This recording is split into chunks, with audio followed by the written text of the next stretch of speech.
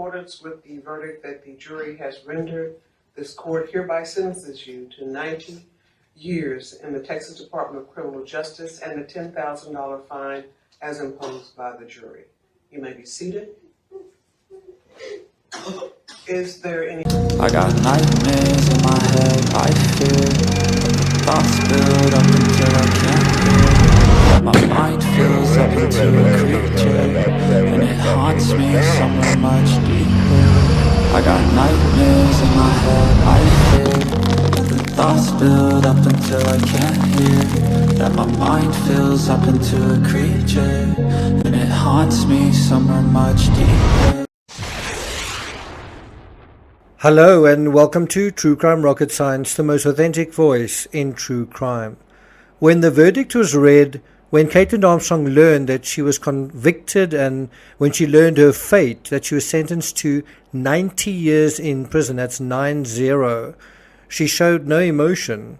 Most human beings, when confronted with a reality like that, convicted of murder and set to spend the rest of one's life in prison, would experience a rush of emotion. But criminal psychology means the psychology is different. Instead of accepting the reality, Caitlin would have been pinning her hopes on an appeal, somewhere to dodge this unpleasant reality that was confronting her and that she didn't want to confront. And so what she would want to do is somehow slither her way out of paying the piper. That's why there's no emotion. Well, we've recently heard that Caitlin has given notice to appeal. Please note, giving notice to appeal is simply making an official legal request. Asking for appeal isn't the same as getting an appeal, being granted an appeal. A court has to grant the appeal and it tends to grant it only if the original court made some sort of glaring error, or if new information has come to light, or if there was some procedural error. My opinion, there won't be any appeal. But just as Caitlin seems to be entertaining some other legal narrative besides the one that exists right now, besides her current legal status, I think we need to go back and look at some of the narrative regarding this case we may have missed. Before we get to that, if you haven't subscribed to the channel, please do. By the way, I will be doing quite a few more, even though not many people seem to be watching it. I am going to be persisting and I'm going to be doing quite a few more of these deep dives into the Caitlin Armstrong case, the murder of Mo Wilson. So if you're interested, please subscribe. If you're enjoying this episode, please like, share, leave a comment. You can also hit the thanks button and let's get started. When I sat in court and the autopsy photos were displayed on an overhead screen, it was clear what sort of person had killed the 25-year-old. And by the way, Mo Wilson was just a week away from her 26th birthday. And that person was a merciless dominatrix. Do you think I'm exaggerating? A description of the wounds sounds almost sterile compared to the theater of destruction in which they occurred. In other words, I'm going to describe the wounds that poor Mo suffered in this incident. It's really nothing compared to what it must have actually looked and felt like when it actually happened. Mo suffered not one, but 2 head wounds. She was then shot through the heart. Each of the 3 bullet wounds, each of them separately, would have been fatal and sufficient to kill Mo.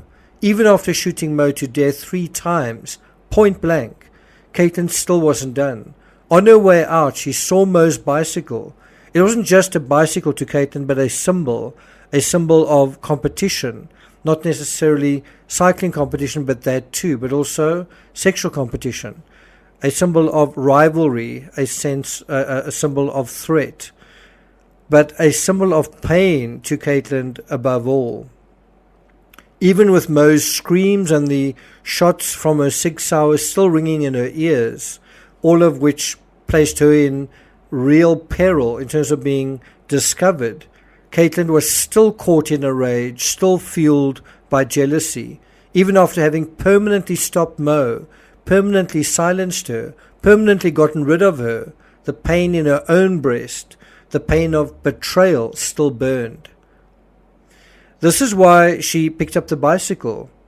right? As I say, at great threat to exposing herself. She really needs to get the heck out of there. And so she picks up Mo's bicycle, which is kind of like a drag. It slows down her exit. And then she tossed it into some nearby bushes. It was, in effect, the final insult to Mo Wilson herself. It was a way of saying, you're done, you're beaten. We don't think of this aspect as much because we simply don't know the identities of the three individuals we've been dealing with. We don't know them intimately. We know who they are intellectually, but that's not quite the same as really having a gut sense of these people. And to reiterate what's been said so many times, two of these people are or were professional bike riders, meaning they did quite a lot of riding a bicycle that was part and parcel of their identities. In other words, they were very different people to most of us. It was something they did every single day. It was something that was part of their business, part of making a living, part of what they thought about every single day, right? And it was part and parcel of the identities of at least two of the three people in this triangle. And does that tell us something about the dynamics of the third person? Let me just say this again. The bicycle narrative in terms of the story is not a small part of the narrative. It was essentially their claim to fame, their claim to who they were. It was also the thing that brought Colin and Mo together. In fact, Mo went to Austin because she was taking part in a bicycle race. In a real sense, this whole bicycle narrative was also the thing that was driving a wedge between Colin and Caitlin. People forget that Caitlin was a rider too. Caitlin did a bike as well. Caitlin rode with Colin. And I've said before that on the morning of the murder, Caitlin actually went on a bike ride, a training ride with Colin, and she was dropped on one of the first hills. And then that same day, another rider comes into town that's far better than what she is. And what is going on in her mind and in her heart? Well, aren't I being replaced? Isn't there a very real threat that I might be replaced by, in the cycling sense? Because she couldn't keep the pace. And so what is going on kind of in the subtext of her psychology is, you're not good enough. I'm not good enough, but Mo is. And that's within that whole bicycling narrative.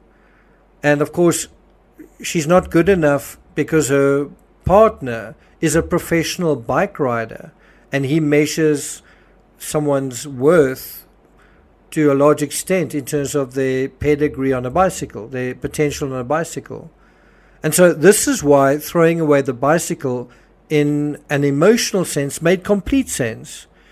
But in terms of the scheme of the crime, to break in somewhere, which is already a risk, or sneak in somewhere in a neighborhood that I don't think Caitlin was terribly familiar with. She didn't have the address exactly right. She had an idea where it was. But in terms of the scheme of the crime, to go in somewhere that's unfamiliar to you, fire 3 shots, have the victim scream, and I've been to those houses, they're all pretty close to one another. It would be easy quite late at night to hear someone screaming. And then add to all of that the risk of delaying a quick exit by carrying out the victim's expensive bicycle only to cast it aside. It doesn't seem very smart, does it? Ultimately, it wasn't very smart after all, because Caitlin's DNA was discovered, was recovered from the bicycle, thus placing Caitlin at the scene. It was arguably the strongest evidence, and arguably also an emotionally authentic moment, but also in the criminal sense, one of the weakest actions that the perpetrator executed in terms of the efficacy of the crime. If we review the crime, we have, number 1, a fatal headshot, followed swiftly by 2, a second fatal headshot using deadly ammunition that's designed to fragment when it makes contact with human flesh, just as occurred in the Oscar Pistorius case. Then after a pause, and with Caitlin standing directly over Mo, just think about that, 2 shots, someone screaming, and you still don't lose your nerve. You're still running on adrenaline. She then, 3, shoots her a 3rd time through the heart. And, that was an accurate shot. I saw that picture also on the overhead screen. That was almost dead on. It wasn't as though the perpetrator was getting nervous or looking over her shoulder or the gun was shaking in her hand. The gun was absolutely rock steady, allowing her to shoot exactly where she aimed. And so what all of this adds up to is plenty of overkill in this crime. And this speaks to the emotional intensity experienced by the perpetrator. Now, I think there are many people who are simply not interested in this case because it seems so obvious and so simple. But the question isn't, are there emotions involved in this case? It is, how do the emotions manifest in the fabric of the crime itself? And that is what we're kind of dealing with here. And I do think that is quite fascinating. And not only that, when you're in court, you see the lack of emotion, right? And then you've got to try and make sense of that. And that lack of emotion is almost, it's almost incomprehensible when you compare it to other cases, for example, recent cases, for example, Laurie Vallow and Alex Murdaugh, where you see so much emotion, even when they also often at times trying not to show emotion.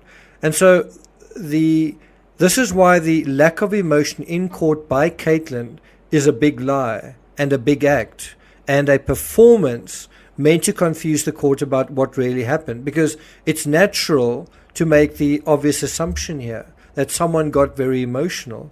And so if you're seeing someone in court every day not showing any emotion, well, that's a kind of mind fuckery that makes you think, well, someone got emotional, but I don't think it's this person here because I don't see any sign of emotion with this person.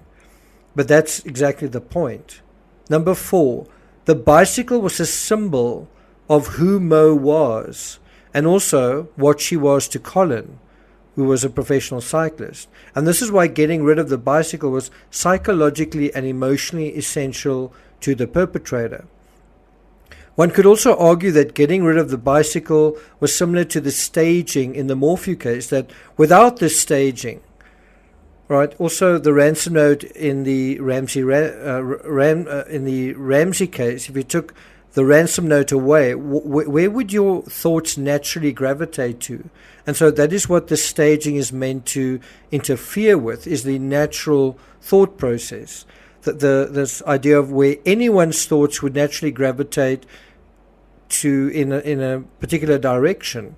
And that's why the staging was essential to the perpetrator.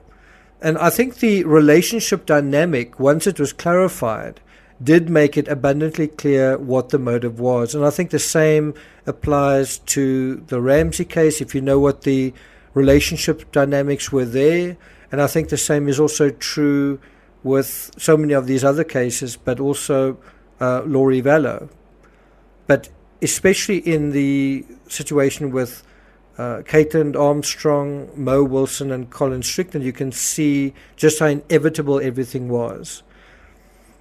And that's what the relationship dynamic kind of makes so clear, is that things were moving to a inevitable point. Now, if it's not been made clear that Caitlin's efforts to dominate her circumstances in this situation, what those efforts were, well, perhaps an excerpt from Outside Online written by Ian Dill will suffice.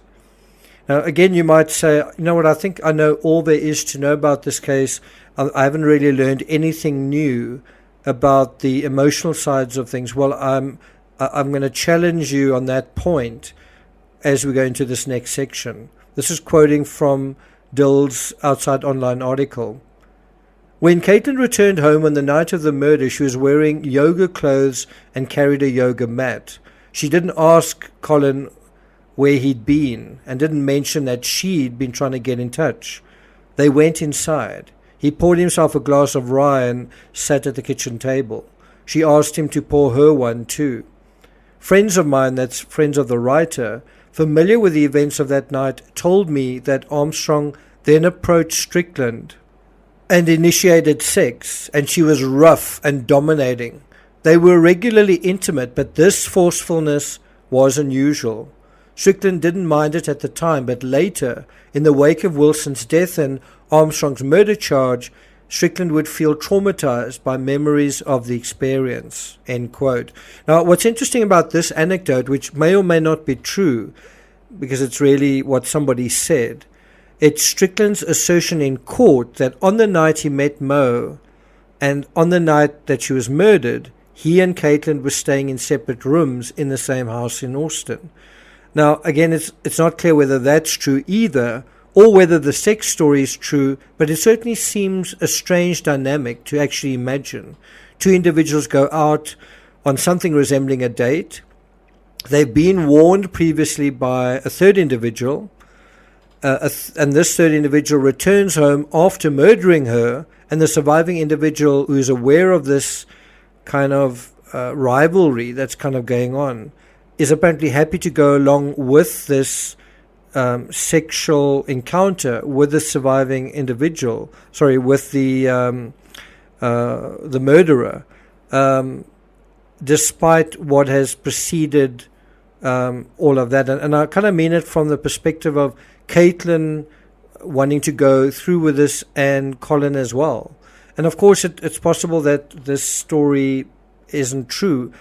I think it feels true. I don't know about you. To me, it kind of has a emotional authenticity. It does resonate, but maybe it's not true. The even more interesting thing is the appetite and the fervor of the dominatrix, who one might imagine was exhausted after a long day, both emotionally and physically. And what I mean by that is, if the story is true, it's interesting the intensity again of the feelings of this perpetrator, this dominatrix. And what I'm trying to say is, if you look at the overkill in terms of the crime itself, in a way, it's not surprising that you would have this sex story, immediately following it. That's also got forcefulness and roughness and dominance, right? Because isn't that what this is all about? Someone who's felt dominated by someone else, someone who's trying to show herself capable of dominance. And there's kind of almost an animalistic aspect to this that is about almost like animal dominance. You usually see it from male animals that are locked in some kind of rivalry, not necessarily females. Anyway, the sex narrative, if true, is a kind of fifth nail in Mo's coffin after the 3 deadly bullets and chucking a bicycle into a bamboo grove. Now, the article in Outside Online also mentions that that law enforcement found a specialized S-Works bike, Wilson's bike, tossed in a grove of bamboo 68 feet from the apartment's entrance. And interestingly, I think the vehicle's telematics matched where this bicycle was actually found. And so this was effectively what Caitlin hoped to achieve with Colin, to toss Mo aside and step permanently into her place, to take her place, because it felt like Mo was going to take her place, right?